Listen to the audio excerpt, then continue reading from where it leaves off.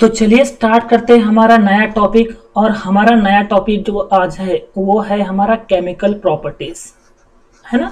कौन सा? Chemical properties. तो बेसिकली इसमें हम सबसे पहले टॉपिक देख रहे हैं laboratory test of haloalkane. मतलब हेलो अल्केन को हम लेबोरेटरी में कैसे टेस्ट करेंगे। हेलो अल्केन मतलब क्या होता है? हेलो अल्केन का मतलब होता है अल्काइल हैलाइड। क्या होता है बेटा? Alkyl halide, right. और अल्काइल हैलाइड का सिंबल क्या है? ये है RH। क्या होता है बेटा?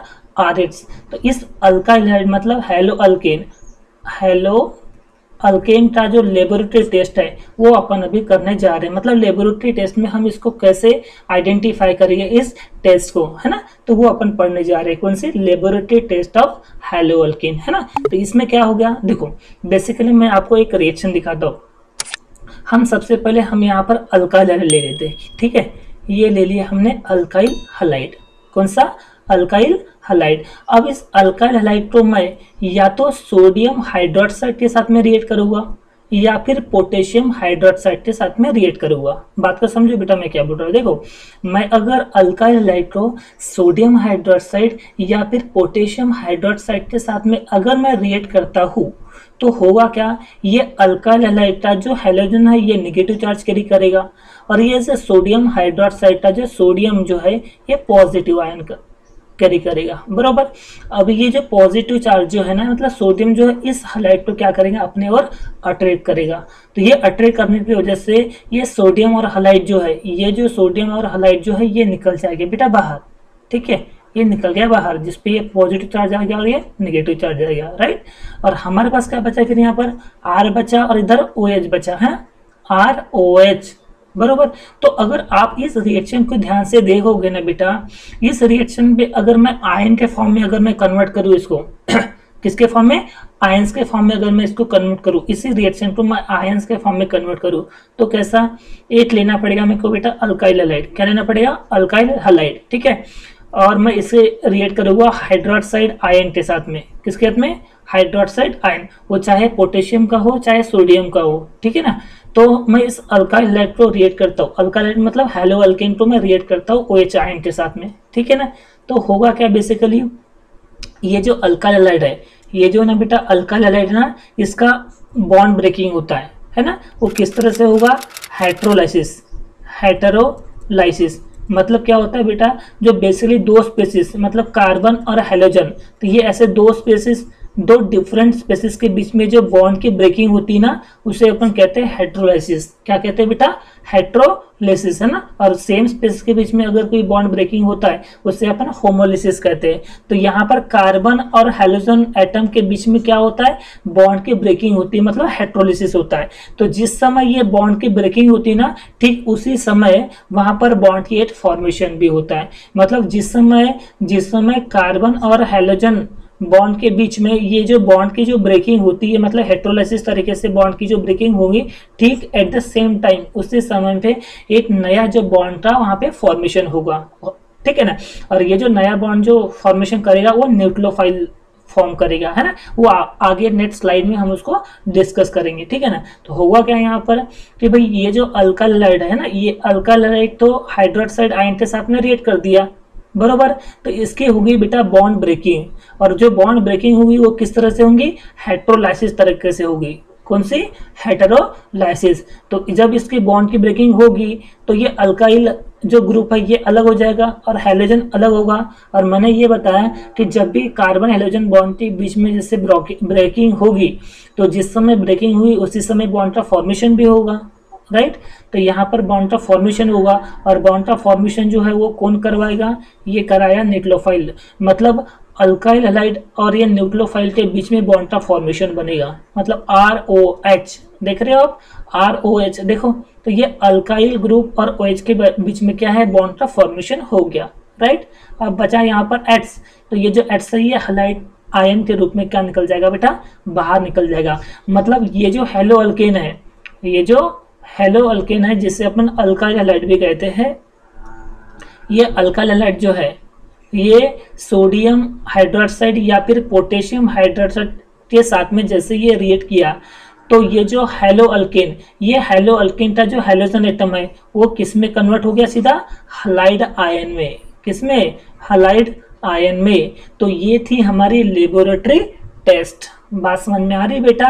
देखो मैंने क्या बोला कि जब भी कोई हैलो अल्केन मतलब जब भी कोई अल्काइल हैलाइड को आप सोडियम हाइड्रोक्साइड के साथ में जैसे ही आप रिएक्ट करोगे तो होगा क्या बेटा, यहाँ पर बेसिकली यहाँ पर इस तरह से होगा कि ये जो अल्काइल हैलाइड जो है, इस अल्काइल हैलाइड में हाइड्रोलाइसिस होगी, मतलब बॉन्ड की ब्रेकिंग होगी, और बॉन्ड की ब्रेकिंग होने से अल्काइल अलग हो जाएगा, हैलोजन अलग होगा, और जिस समय ये बॉन्ड की ब्रेकिंग हुई और हैलाइड आयन बाहर निकलेगा, ठीक उसी समय न्यूक्लियोफाइल OH जो है उस अल्काइल के साथ में क्या कर लेगा, बॉन्ड का फॉर्मेशन करेगा। मतलब यहाँ पर दोनों चेंजेस एक साथ हो रहे, पहला चेंजेस हो रहा है बॉन्ड ब्रेकिंग और दूसरा चेंजेस होता है बॉन्ड फॉर्मिंग, है ना। तो मतलब बॉन्ड का ब्रेकिंग भी हो रहा है और बॉन्ड का फॉर्मेशन भी हो रहा है ना। तो ये जो टेस्ट है ये है laboratory test of haloalkane या laboratory test of alkyl halide. Okay, चलिए अपन नेक्स्ट टॉपिक पे जंप करते हैं। नेक्स्ट टॉपिक बेटा हमारा है nucleophilic substitution reaction of haloalkane. कौन सा, nucleophilic substitution of haloalkane. अब ये न्यूक्लियोफिलिक सब्स्टिट्यूशन रिएक्शन क्या होता है, देखो इसके लिए सबसे पहले आपको फंडामेंटल पूरे क्लियर करना पड़ेगा, ठीक है।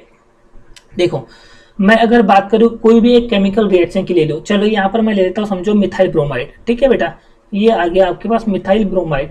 अब इस मिथाइल ब्रोमाइड को मैं रिएक्ट करूंगा, या तो मैं पोटेशियम हाइड्रोक्साइड के साथ में रिएक्ट करूंगा या फिर सोडियम हाइड्रोक्साइड के साथ में रिएक्ट करूंगा। तो होगा क्या बेटा, यहाँ का पोटेशियम और यहाँ का ब्रोमाइड ये निकल जाएगा बेटा बाहर, मतलब पोटेशियम ब्रोमाइड जो है ये निकल गया बाहर। तो हमारे पास क्या बचा, हमारे पास बचा CH3OH। क्या बचेगा, CH3OH। तो ये जो इस टाइप के जो रिएक्शन है, ये जो इस टाइप के जो रिएक्शन है, ये सब है बेटा न्यूक्लियोफिलिक सब्स्टिट्यूशन रिएक्शन, है ना। अब इस न्यूक्लियोफिलिक सब्स्टिट्यूशन रिएक्शन को सबसे पहले आपको कुछ बेसिक कॉन्सेप्ट जो है वो क्लियर करना पड़ेगा। तो चलो मैं यहाँ पर बता देता हूँ आपको बेसिक कॉन्सेप्ट यहाँ पर कौन से। तो पहला मिलेगा बेटा आपको इलेक्ट्रोफाइल और दूसरा मिलेगा आपको न्यूक्लियोफाइल। और इस इलेक्ट्रोफाइल और न्यूक्लियोफाइल के बीच में बेसिक जो है वो डिफरेंस क्रिएट करना पड़ेगा, ताकि आपको सारी चीजें जो है वो अच्छे से क्लियर हो जाए, ठीक है। तो मैं यहाँ पर आपको अच्छे से बता देता हूँ। देखो बेटा, अगर हम बात करें इलेक्ट्रोफाइल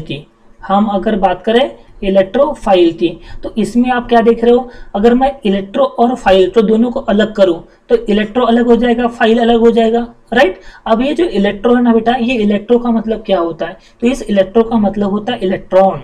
क्या होता है, इलेक्ट्रॉन। ओके, तो इलेक्ट्रो से बन गया हमारा इलेक्ट्रॉन।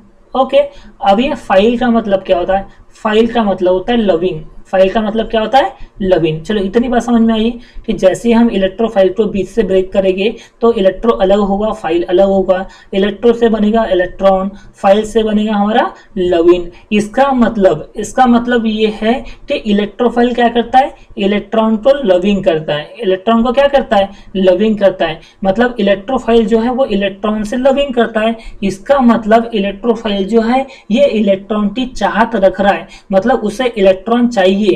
और जब इलेक्ट्रोफाइल को इलेक्ट्रॉन चाहिए, मतलब कहीं ना कहीं उसके पास इलेक्ट्रॉन की क्या है, उसके पास इलेक्ट्रॉन की कमी है। क्या है बेटा, कमी। जब इस इलेक्ट्रॉन की यानी इलेक्ट्रॉन इसके पास कमी है, इसका मतलब ये क्या हो गया, ये हो गया इलेक्ट्रॉन डेफिशिएंट। क्या हो गया बेटा, इलेक्ट्रॉन डेफिशिएंट। बात समझ में आ रही बेटा मैं क्या बोल रहा हूँ, मैं ये बोल रहा हूँ कि भाई हमारे पास जो इलेक्ट्रोफाइल है, इलेक्ट्रोफाइल क्या कहता है, ये बोलता है ये इलेक्ट्रॉन को लविंग करता है, मतलब कहीं ना कहीं ये इलेक्ट्रॉन की चाहत रख रहा है, मतलब इसके पास इलेक्ट्रॉन की कमी है, मतलब ये इलेक्ट्रॉन पुअर है। तो इलेक्ट्रॉन की कमी है बेटा, इसीलिए तो ये इलेक्ट्रॉन को चाह रख रहा है ना। तो इलेक्ट्रॉन की कमी रहने की वजह से इसे हम इलेक्ट्रॉन डेफिशिएंट भी कहते हैं। मतलब electrophile is always electron deficient. Why, electrophile के पास में इलेक्ट्रॉन की बहुत ज्यादा कमी रहती है, इसीलिए ये इलेक्ट्रॉन डेफिशिएंट रहता है। अब बात समझ में आ रही है बेटा, ठीक है। अब जब इतना अपन ने बोल चुके हैं तो यहाँ पर एक बात पे गौर करना। कौन सी बात पे गौर करना बेटा, ये इलेक्ट्रॉन की चाहत रख रहा है ना। इसका मतलब इसे कोई दूसरा जो है वो इलेक्ट्रॉन पेयर अपने को, मतलब ये चाहता है कि इलेक्ट्रॉन पेयर मुझे मिले। इसका मतलब क्या है कि भाई ये किसी कोवैलेंट बॉन्ड से वो इलेक्ट्रॉन पेयर को क्या करेगा, एक्सेप्ट करेगा। इसका मतलब इट एक्सेप्ट इलेक्ट्रॉन पेयर किसका, electron to form covalent bond. To form कोलेन। मतलब ये क्या करता है, ये इलेक्ट्रॉन पेयर को अपने ओर एक्सेप्ट करता है, मतलब इलेक्ट्रॉन पेयर को एक्सेप्ट करने की वजह से ये बड़े आसानी से इलेक्ट्रॉन की मदद से कोलेन बॉन्ड को क्या होता है, फॉर्मेशन कर सकता है। बेटा बात समझ में आ रही है? कोलेन बॉन्ड मतलब जहां पर म्यूचुअल शेयरिंग ऑफ इलेक्ट्रॉन होती है, म्यूचुअल शेयरिंग ऑफ इलेक्ट्रॉन होती है, उसे हम कोलेन बॉन्ड कहते हैं। और ये जो इलेक्ट्रोफाइल जो है, ये इलेक्ट्रोफाइल इलेक्ट्रॉन पेयर को एक्सेप्ट करता है, और इलेक्ट्रॉन पेयर को एक्सेप्ट करने की वजह से जो इसके जो इलेक्ट्रॉन है वो बड़े आसानी से कोलेन बॉन्ड को फॉर्मेशन कर सकता है। बात समझ में आ रही बेटा? इसका मतलब यहाँ पर कहीं ना कहीं ये जो इलेक्ट्रोफाइल है ये पॉजिटिव चार्ज होगा। क्यों पॉजिटिव चार्ज होगा? वो इसलिए होगा क्योंकि ये कहीं ना कहीं निगेटिव की चाहत रख रहा है, मतलब उसको कहीं ना कहीं निगेटिव चाहिए, राइट? क्योंकि ये पॉजिटिव है तभी तो इसको निगेटिव चाहिए। इसका मतलब ये कौन सा चार्ज हो गया बेटा? ये हो गया पॉजिटिव चार्ज। मतलब जितने भी कंपाउंड में पॉजिटिव चार्ज आएंगे वो सबके सब क्या रहेंगे? इलेक्ट्रोफाइल। जैसे अगर मैं बात करूं HCl की, ठीक है ना, जैसे मैं बात करूं NaCl की, ठीक है, जैसे मैं बात करूं KCl की, आप देखोगे बेटा तो जब आप इसको डिसोशिएट करोगे, जब आप HCl को डिसोशिएट करोगे तो H अलग होगा, Cl अलग हुआ बेटा, बरोबर। वैसे ठीक उसी तरह से NaCl को जब आप डिसोशिएट करोगे ना बेटा तो Na अलग हो जाएगा, Cl अलग हो जाएगा। ठीक उसी तरह से जब आप पोटेशियम क्लोराइड को भी जब डिसोशिएट करोगे तो पोटेशियम अलग हो जाएगा, Cl अलग हो जाएगा। तो यहाँ पर दोनों बात कॉमन क्या है बेटा? देखो यहाँ पर जैसे ही HCl डिसोशिएट होगा तो हाइड्रोजन पे पॉजिटिव चार्ज आ जाएगा और क्लोरीन पे निगेटिव चार्ज आ जाएगा, है ना। वैसे ठीक उसी तरह से यहाँ पर सोडियम पे पॉजिटिव, क्लोरीन पे निगेटिव, है ना। इस पे पोटेशियम पे पॉजिटिव, क्लोरीन पे निगेटिव। तो ये जितने भी यहाँ पर पॉजिटिव चार्ज वाले आयंस दिख रहे हैं आपको, है ना, देखो ये H ion, Na ion, potassium ion, तो ये जो आपको hydrogen ion, sodium ion, potassium ion, ये जितने भी दिख रहे हैं आपको, ये सब के सब इलेक्ट्रोफाइल है। क्या है बेटा? ये इलेक्ट्रोफाइल, ठीक है ना, क्योंकि ये पॉजिटिव चार्ज को कैरी करता है, क्योंकि ये पॉजिटिव चार्ज को कैरी करता है बेटा, इसलिए हम कहते हैं कार्बोकेटायन। यहाँ पर सब क्या रहेंगे? कार्बोकेटायन। क्लियर है बेटा? क्यों हम यहाँ पर कार्बोकेटायन बोल रहे हैं? क्योंकि यहाँ इलेक्ट्रोफाइल कैसा रहता है? यह हमेशा पॉजिटिव चार्ज रहता है, क्योंकि ये पॉजिटिव चार्ज को कैरी करता है, इसलिए हम इसे कार्बोकेटायन कहेंगे। समझा? और एक बात यहाँ पर इंपॉर्टेंट है कि ये जो इलेक्ट्रोफाइल जो है, ये इलेक्ट्रोफाइल हमेशा क्या होता है? लेविस एसिड होता है। क्या होता है बेटा? Lewis acid. मतलब हमें पता है कि जब भी सॉल्यूशन में H आयन प्रेजेंट रहता है, सॉल्यूशन में जब भी H आयन प्रेजेंट होता है तो हम उसे लेविस एसिड के नाम से देते हैं ना। तो ये लेविस एसिड और लेविस बेस का जो फंडामेंटल है, जब मैं आपको आयोनिक इक्विलिब्रिया, आपको केमिस्ट्री में एक चैप्टर है बेटा आयोनिक इक्विलिब्रिया, तो उस आयोनिक इक्विलिब्रिया में मैं आपको बताऊंगा कि लेविस एसिड क्या होता है, लेविस बेस क्या होता है, उनके बीच में आइडेंटिफिकेशन कैसी है, कि अपन कैसे समझेंगे कि वो एसिड है कि बेस है, वो सारी की सारी थ्योरी जो हम आयोनिक इक्विलिब्रियम में समझेंगे पूरी, ठीक है ना। फिलहाल अभी यहाँ पर याद रखो कि ये जो इलेक्ट्रोफाइल जो है वो हमेशा क्या होता है? ये होता है बेटा लेविस एसिड। क्या होते हैं? Lewis acid. चलो इतनी बात समझ में आई बेटा। ये सारी जो बातें हैं ना बेटा, ये इलेक्ट्रोफाइल से रिलेटेड है, ठीक है। क्या क्या बोले अपन है? देखो मैं यहाँ पर समराइज कर लेता हूँ इलेक्ट्रोफाइल की। इलेक्ट्रोफाइल क्या होता है? बेसिकली यहाँ पर देखोगे तो जब इलेक्ट्रोफाइल को जब आप ब्रेक करोगे बीच से, है ना, तो इलेक्ट्रॉन अलग होगा, लविंग अलग हुआ, मतलब इलेक्ट्रो से बनता है बेटा इलेक्ट्रॉन, फाइल से बनता है लविंग। मतलब कहीं ना कहीं इलेक्ट्रोफाइल जो वो इलेक्ट्रॉन को लव करता है, मतलब इलेक्ट्रॉन की चाहत रख रहा है, वो इलेक्ट्रॉन की चाहत रख रहा है, इसीलिए ये क्या है बेटा? ये इलेक्ट्रॉन डेफिशिएंट है, मतलब इसके पास इलेक्ट्रॉन की कमी है। क्योंकि यहाँ पर इलेक्ट्रॉन की इसके पास कमी है, इसलिए ये इलेक्ट्रॉन पेयर को क्या करता है? एक्सेप्ट करता है अपनी ओर। जहां पर इसके जो इलेक्ट्रॉन है वो क्या फॉर्म करेगा? वो फॉर्म करेगा कोवेलेंट बॉन्ड। कोवेलेंट बॉन्ड क्या होता है? कोवेलेंट बॉन्ड एक ऐसे बॉन्ड होते हैं जो म्यूचुअल शेयरिंग ऑफ इलेक्ट्रॉन से बनते, ठीक है ना बेटा। ये इसमें मतलब देखो इलेक्ट्रोफाइल जो है ये हमेशा पॉजिटिव चार्ज रहते हैं।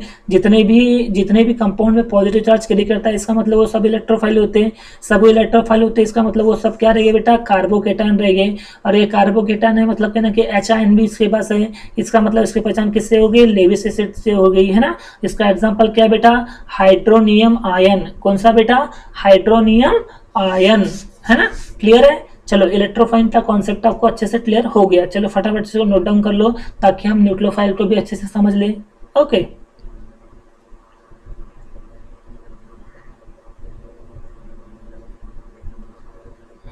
चलो नेक्स्ट देखेंगे अपन, ये है बेटा न्यूक्लियोफाइल। क्या है?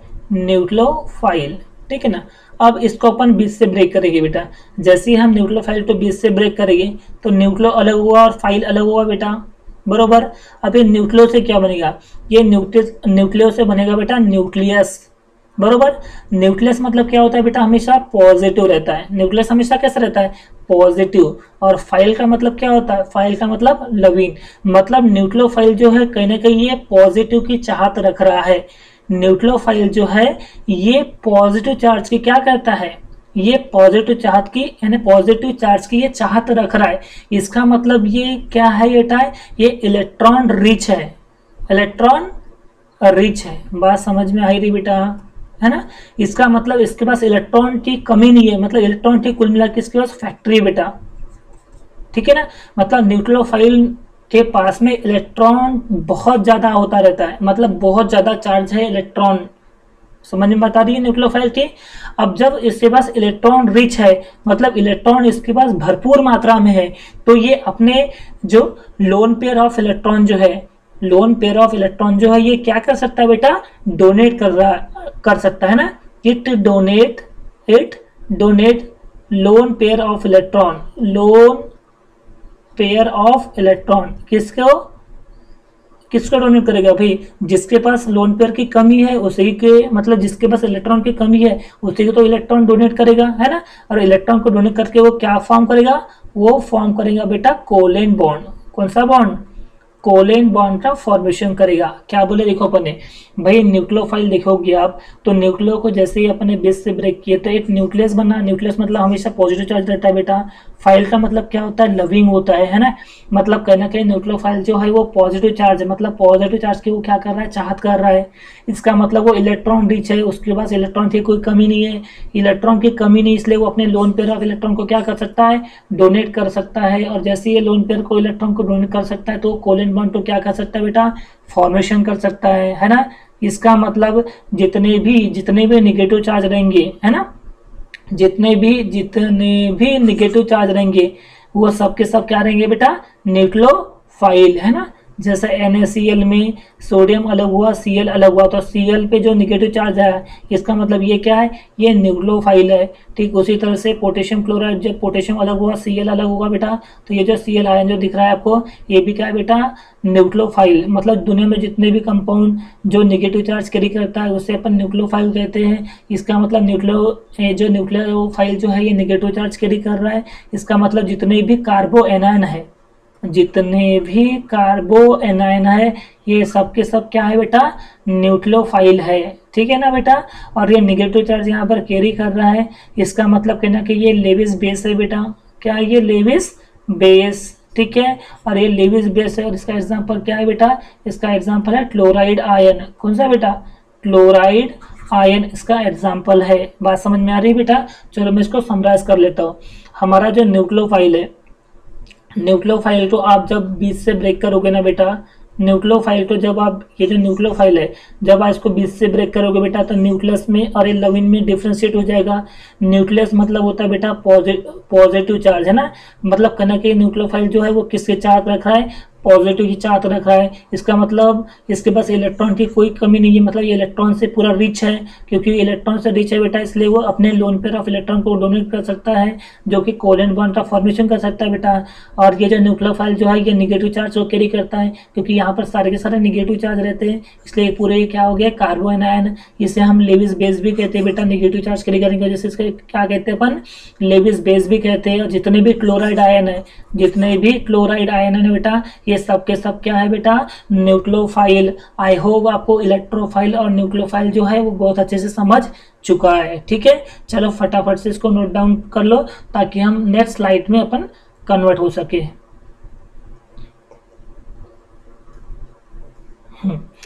तो नेक्स्ट टॉपिक है हमारा कौन सा? नेक्स्ट टॉपिक है हमारा सब्स्टिट्यूशन रिएक्शन। कौन सा?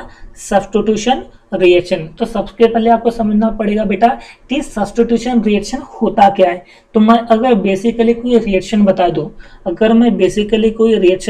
कोई भी एट रैंडम कोई भी एग्जांपल, है ना। जैसे मैं ले लेता हूं, समझो यहाँ पर मैंने ले लिया,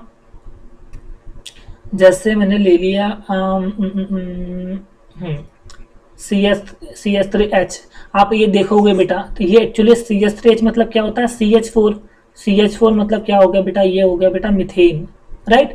अब इस मीथेन को रिएक्ट करोगे आप किसी क्लोराइड, है ना। तो जैसे कि आप ये मीथेन को क्लोरीन के साथ में रिएक्ट करोगे तो होगा क्या बेटा, ये जो पहला वाला जो ग्रुप दिख रहा है और ये जो दूसरा वाला ग्रुप दिख रहा है, तो इसमें एक Cl एटम है, मतलब क्लोरीन एटम है, और इसमें एक हाइड्रोजन एटम है।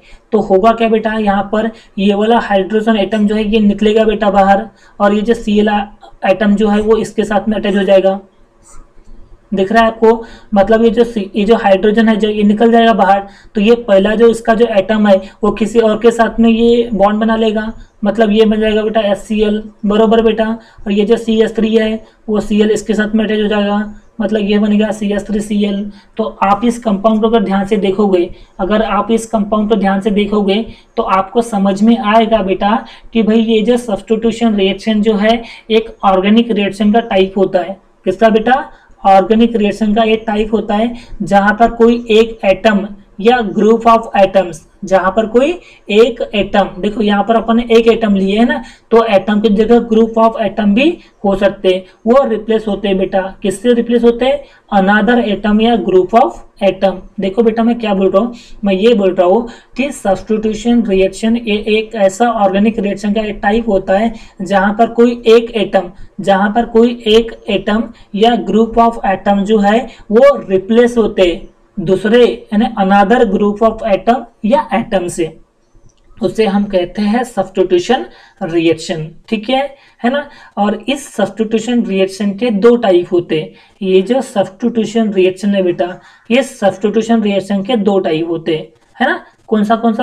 पहला होता है बेटा इलेक्ट्रोफिलिक सब्स्टिट्यूशन रिएक्शन, और दूसरा होता है बेटा न्यूक्लियोफिलिक सब्स्टिट्यूशन रिएक्शन। पहला कौन सा है, इलेक्ट्रोफिलिक सब्स्टिट्यूशन रिएक्शन, और दूसरा होता है बेटा न्यूक्लियोफिलिक सब्स्टिट्यूशन रिएक्शन।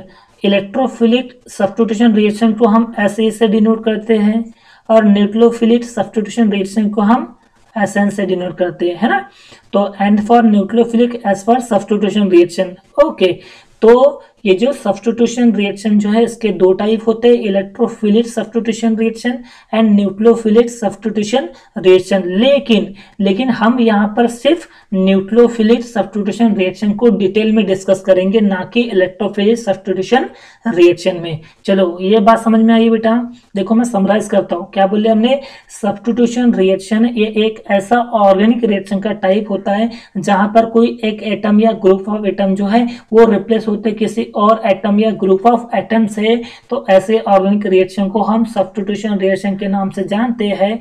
और ये जो सब्स्टिट्यूशन रिएक्शन है ये दो टाइप के होते हैं। पहला तो होता है इलेक्ट्रोफिलिक सब्स्टिट्यूशन रिएक्शन, जिसे हम डिनोट करते हैं ऐसे से, और दूसरा होता है न्यूक्लियोफिलिक सब्स्टिट्यूशन रिएक्शन, जिसे हम डिनोट करते हैं SN से। लेकिन हम यहाँ पर सिर्फ न्यूक्लियोफिलिक सब्स्टिट्यूशन रिएक्शन को डिटेल्स में पढ़ेंगे अपन। ओके, हम इलेक्ट्रोफिलिक को नहीं पढ़ेंगे। चलो ठीक है बेटा, इतना चलो फटाफट से नोट डाउन कर लो ताकि हम नेक्स्ट स्लाइड में जंप करें। तो नेक्स्ट है हमारा कौन सा बेटा, न्यूक्लियोफिलिक सब्स्टिट्यूशन रिएक्शन। कौन सा बेटा, न्यूक्लियोफिलिक सब्स्टिट्यूशन रिएक्शन। और इस न्यूक्लियोफिलिक सब्स्टिट्यूशन रिएक्शन तो हम डिनोट करते हैं बेटा N से। किससे, अपन N से, है ना। तो न्यूक्लियोफिलिक सब्स्टिट्यूशन रिएक्शन बहुत सारे, जैसे मैं एग्जांपल लेता हूँ, जैसे ये मैं ले लिया समझो CH3Cl, है ना बेटा। ये CH3Cl क्या हो गया बेटा, ये हो गया बेटा मिथाइल क्लोराइड। अब इस मिथाइल क्लोराइड को आप रिएक्ट करोगे, किसके साथ में रिएक्ट करोगे बेटा, या तो आप पोटेशियम ब्रोमाइड के साथ में करो, या आप सोडियम हाइड्रोक्साइड के साथ में करो। ठीक है ना, सोडियम हाइड्रोक्साइड के साथ में रिएक्ट करो तो होगा क्या बेटा, ये जो मिथाइल क्लोराइड का जो Cl है बेटा, और ये सोडियम हाइड्रोक्साइड का जो सोडियम है ये निकल जाएगा बेटा बाहर, मतलब सोडियम क्लोराइड जो है ये निकल गया बाहर। ठीक है ना। और जैसे ये सोडियम क्लोराइड बाहर निकलेगा तो यहाँ पर बचेगा CH3OH, और इस CH3OH को अपन कहते हैं मिथाइल अल्कोहल। क्या कहते हैं, मिथाइल अल्कोहल। तो ये दिस टाइप ऑफ रिएक्शन, इस टाइप के जो रिएक्शन होते हैं, इस टाइप के रिएक्शन को हम न्यूक्लियोफिलिक सब्स्टिट्यूशन रिएक्शन कहते हैं। ठीक है ना, इतनी बात समझ में आई। इस रिएक्शन को अपन क्या कहते हैं, न्यूक्लियोफिलिक सब्स्टिट्यूशन रिएक्शन। ठीक है ना। चलो क्या दिया बेटा, alkyl halides react with varieties nucleophile to give nucleophilic substitution reaction. यहाँ पर क्या होता है बेटा कि जो अल्काइल हलाइड जो है, चाहे वो प्राइमरी भी हो सकता है, वो टर्शियरी भी हो सकता है, ठीक है ना बेटा। तो यहाँ पर अल्काइल हलाइड जो है ये रिएक्ट होता है वेराइटीज, मतलब कई सारे ऐसे वेराइटीज किसकी बेटा, न्यूक्लियोफाइल की। और अपने को फिर क्या मिलेगा, अपने को मिलेगा बेटा न्यूक्लियोफिलिक सब्स्टिट्यूशन रिएक्शन। क्या मिलेगा बेटा, न्यूक्लियोफिलिक सब्स्टिट्यूशन रिएक्शन। देखो बेटा, मैं अगर एग्जांपल के तौर पे अगर कोई एग्जांपल लूं, है ना, जैसे मैं लेता, सपोज करो कि ये ले लिया मैंने, ये ले लिया बेटा अल्काइल हलाइड ले लिया बेटा।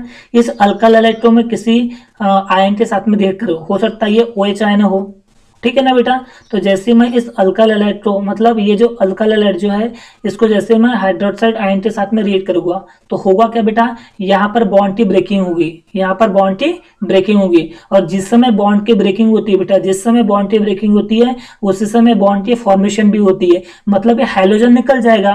देखो ये जो हैलोजन जो है ये तो निकल गया बाहर, तो जब ये हैलोजन निकल गया मतलब ये किसके फॉर्म में निकलेगा बेटा, ये निकलेगा हलाइड आयन के फॉर्म में। जैसे ये हलाइड आयन के फॉर्म में निकला तो ये जो न्यूक्लियोफाइल OH जो है इसे अपन कहते हैं न्यूक्लियोफाइल। हम इसे न्यूक्लियोफाइल क्यों कर रहे हैं, क्योंकि देखो यहाँ पर नेगेटिव चार्ज कैरी कर रहा है, ये नेगेटिव चार्ज कैरी कर रहा है, इसका मतलब ये क्या हो गया, ये हो गया न्यूक्लियोफाइल। तो ये न्यूक्लियोफाइल जो है इस अल्काइल के साथ में बॉन्ड बना लेगा, है ना। देखो ये बना लिया इसने बॉन्ड। तो आप ये रिएक्शन को अगर समझ पा रहे होगे तो ये जो अल्काइल हलाइड जो है, मतलब कार्बन हाइड्रोजन बॉन्ड जो है, ये जिस समय ब्रेक होता है उसी समय उस बॉन्ड का फॉर्मेशन भी होता है। और इस बॉन्ड का फॉर्मेशन कौन करता है, न्यूक्लियोफाइलिक, मतलब न्यूक्लियोफाइल उस पर जाके अटैच होता है with the help of 2 electron. Nucleophile के जो 2 इलेक्ट्रॉन है, न्यूक्लियोफाइल के जो 2 इलेक्ट्रॉन है, इसकी मदद से ये अल्काइल के साथ में क्या करता है, बॉन्ड का फॉर्मेशन करता है, ठीक है ना बेटा। इतनी चीजें समझ में आई, अगर इतनी चीजें समझ में आई तो अपन आगे जो है वो जंप करते हैं, ठीक है बेटा। चलो देखो क्या बोले अपन है, तो यहाँ पर अपन बोल रहे हैं कि जो अल्काइल हलाइड जो है ये रिएक्ट किसके साथ में करता है, न्यूक्लियोफाइल, मतलब वेराइटीज ऑफ न्यूक्लियोफाइल। न्यूक्लियोफाइल कई टाइप के हो सकते हैं जिसमें नेगेटिव चार्ज क्या करता है बेटा, कैरी करता है। तो जैसे ये अल्काइल हलाइड न्यूक्लियोफाइल, ये देखो बेटा ये है अल्काइल हलाइड, ये अल्काइल हलाइड जो है किसी न्यूक्लियोफाइल के साथ में क्या करेगा बेटा, रिएक्ट करेगा। तो आपको क्या मिलेगा, आपको मिलेगा न्यूक्लियोफिलिक सब्स्टिट्यूशन रिएक्शन, ठीक है ना बेटा, है ना। देखो ये जो रिएक्शन अगर आपको समझ में नहीं आ रहा है तो देखो मैं यहाँ पर बेसिकली बताता हूँ। समझो बेटा, समझो कि ये जो आप देख रहे हो, ये समझो ये हैलोजन ले लिया मैंने और ये ले लिया मैंने यहाँ पर हर जगह H, ये हो गया बेटा मिथाइल ब्रोमाइड। CH3 मतलब क्या होता है, मिथाइल ब्रोमाइड होता है, मिथाइल ब्रोमाइड। अब इस मिथाइल ब्रोमाइड को मैं रेट करूंगा, किसके साथ में रेट करूंगा बेटा, किसी न्यूक्लियोफाइल के साथ में। मैं न्यूक्लियोफाइल यहाँ पर क्या ले लेता हूँ, यहाँ पर मैं OH ले लेता हूँ। ये क्या हो गया बेटा, ये हो गया न्यूक्लियोफाइल, क्या हो गया, न्यूक्लियोफाइल। तो ये इससे अपन कहते हैं अल्काइल हलाइड, ठीक है। मैं जनरल भाषा में अगर बताऊं तो ये क्या बनेगा, अल्काइल हलाइड। तो ये अल्काइल हलाइड इसके साथ में रिएक्ट करेगा बेटा। तो अल्काइल हलाइड जब इसके साथ में रिएक्ट होगा तो यहाँ पे बॉन्ड की ब्रेकिंग होगी। बॉन्ड ब्रेकिंग कैसी होती है बेटा, हेट्रोलाइसिस के थ्रू, हेट्रोलाइसिस के थ्रू बॉन्ड की ब्रेकिंग होगी। तो यहाँ का Br जो है वो ब्रोमाइड आयन के फॉर्म में निकल जाएगा बेटा बाहर। अब ये ब्रोमाइड आयन के बाहर में निकलेगा तो ये जो OH जो है ये बॉन्ड बना लेगा इसके साथ में, नहीं बनाएगा बेटा। देखो यहाँ पर इस तरह से ये जो OH आयन जो है इसके साथ में क्या बना लेगा बेटा, इसके साथ में बॉन्ड बना लेगा। आप देख पा रहे हो बेटा, है ना, ठीक। ये जो रिएक्शन है बेटा, इसी रिएक्शन को अपन बोलते हैं न्यूक्लियोफिलिक सब्स्टिट्यूशन रिएक्शन। क्या कहते हैं बेटा, न्यूक्लियोफिलिक सब्स्टिट्यूशन रिएक्शन। अब इसको मैंने आयंस के फॉर्म में लिख लिया बेटा, है ना। देखो अगर मैं इस हाइड्रोजन को यहाँ से ब्रेक कर दूं, देखो ये हाइड्रोजन को अगर मैं ब्रेक कर दूं तो कार्बन पे देखो ये 3 बॉन्ड दिख रहे हैं, ये 1 2 और ये 3, है ना। तो देखो ये 1 2 3 देख रहे हो बेटा, है ना। आप चाहो तो प्राइमरी ले सकते हो, सेकेंडरी भी ले सकते हो, टर्सरी भी ले सकते हो, ठीक है ना बेटा। और ये आ गया आपका हैलोजन एटम, यहाँ पर जहाँ मैंने Br ले लिया, ठीक है बेटा। तो ये जो अल्काइल हलाइड जो है, ये जो आपका अल्काइल हलाइड है ये रिएक्ट करेगा किसके साथ में, न्यूक्लियोफाइल। यहाँ पर न्यूक्लियोफाइल अपने क्या ले ली बेटा, OH आयन ले ली, है ना। तो होगा क्या बेटा, यहाँ पर ये जो हलाइड आयन जो है इसका हेट्रोलाइसिस होगा, इसका मतलब हैलोजन एटम जो है वो हैलाइड आयन के फॉर्म में क्या निकलेगा बेटा, बाहर। और ये हलाइड आयन के रूप में बाहर निकलेगा तो ये जो न्यूक्लियोफाइल जो है इस पे अटैक करेगा, मतलब न्यूक्लियोफाइल जो इसके साथ में क्या हो जाएगा, अटैच हो जाएगा और बॉन्ड का फॉर्मेशन कर लेगा। तो देखो ये न्यूक्लियोफाइल जो है इसके साथ में अटैच हो गया। तो इस टाइप के रिएक्शन को हम क्या कहते हैं बेटा, हम कहते हैं न्यूक्लियोफिलिक सब्स्टिट्यूशन रिएक्शन। इतनी बात क्लियर है बेटा, है ना। फिर reactivity of alkyl halide in SN reaction depend upon two factor. मतलब अल्काइल हैलाइड की जो रिएक्टिविटी होती है, अल्काइल हैलाइड की जो रिएक्टिविटी जो होती है, ये दो फैक्टर पे डिपेंड होती है। अब वो दो फैक्टर कौन से क्या बोले कि जो अल्काइल हैलाइड की जो रिएक्टिविटी होती है ये दो फैक्टर पे डिपेंड होती है।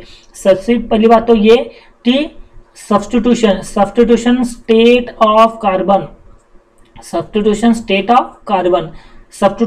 ऑफ कार्बन मतलब वो प्राइमरी है या वो सेकेंडरी कार्बन एटम है या वो टर्शियरी कार्बन एटम है, वो इस पे डिपेंड रहेगा। मतलब अल्काइल हैलाइड की जो रिएक्टिविटी जो है वो सब्स्टिट्यूशन स्टेट ऑफ कार्बन पे डिपेंड रहेंगी। मतलब वो प्राइमरी है, वो सेकेंडरी है या वो फिर टर्शियरी है। और दूसरा जो फैक्टर है वो है नेचर ऑफ हैलोजन।